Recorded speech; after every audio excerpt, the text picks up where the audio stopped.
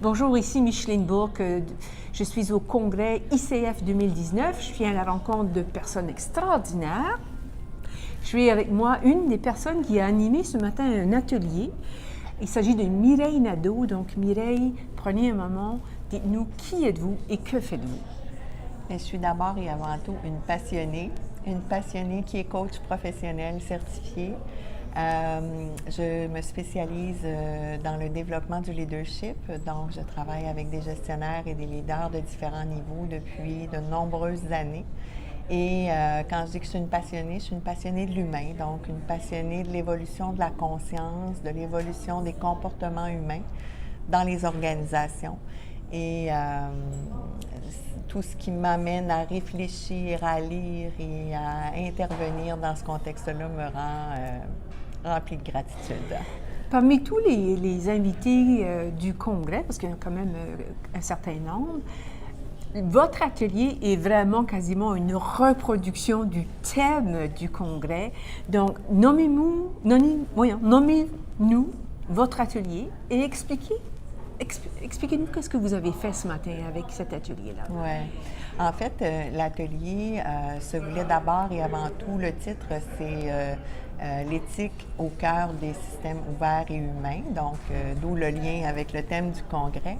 Et pourquoi l'éthique? Bien, je suis membre du comité de déontologie d'ICF Québec depuis maintenant 2 ans et je suis de nature à me questionner régulièrement dans le cadre de mes coachings sur qu'est-ce qui émerge chez moi, c'est quoi ce malaise-là, qu'est-ce qui est derrière ça. Et je voulais combiner une approche plus structurée de réflexion éthique avec toute la notion de conscience.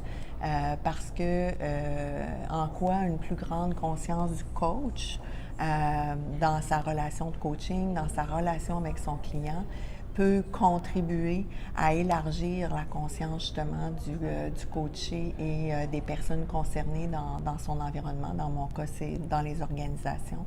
Donc, c'était un peu ce qui m'a inspirée pour l'atelier de ce matin. Puis, par ailleurs, pour vous préparer à cet atelier-là, vous avez été récupérer une citation dans un livre qui a été quand même un peu marquant pour vous. Donc, on va prendre le temps de présenter le livre. Oui, alors c'est le livre « Le coaching orienté sur la solution » d'Hélène Blanchard, que j'ai lu il y a déjà quand même plusieurs années, mais qui est venu m'interpeller à un moment où ça faisait du sens pour moi. On peut coacher les personnes de différentes façons, mais l'approche orientée solution, là où elle me rejoignait, c'était comment, par mes questions, je peux amener le coaché à voir pas juste qu'est-ce qui ne va pas, mais quand est-ce que tu es capable de faire ça? Tu sais, je vous donne un exemple. Quelqu'un qui veut travailler sur la confiance en soi pour présenter devant un auditoire de 400 personnes, des sous-ministres ou peu importe, et qui dit, je dois avouer bien humblement que oui, j'y arrive, mais au prix de quelle énergie? Mais quand est-ce que tu la ressens, la confiance, ou que tu n'as pas ce stress-là, pour aller voir avec lui ou elle des situations où c'est plus aisé, c'est plus confortable, puis plus je mets le doigt sur ces ingrédients-là, plus je vais être capable de les transposer dans d'autres contextes le plus souvent possible pour aller vraiment recréer l'état où je suis à mon meilleur, finalement, où je peux exploiter mon plein potentiel.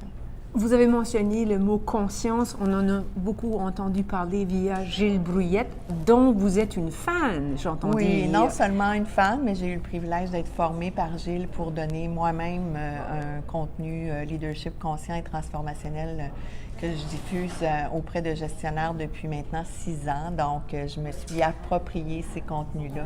Okay. Et j'ai eu le goût ce matin dans l'atelier de voir comment je pouvais rendre applicable la notion de conscience dans le cadre de situations qui génèrent chez moi un malaise ou un questionnement éthique pour voir en quoi cette conscience-là pouvait être utile, justement.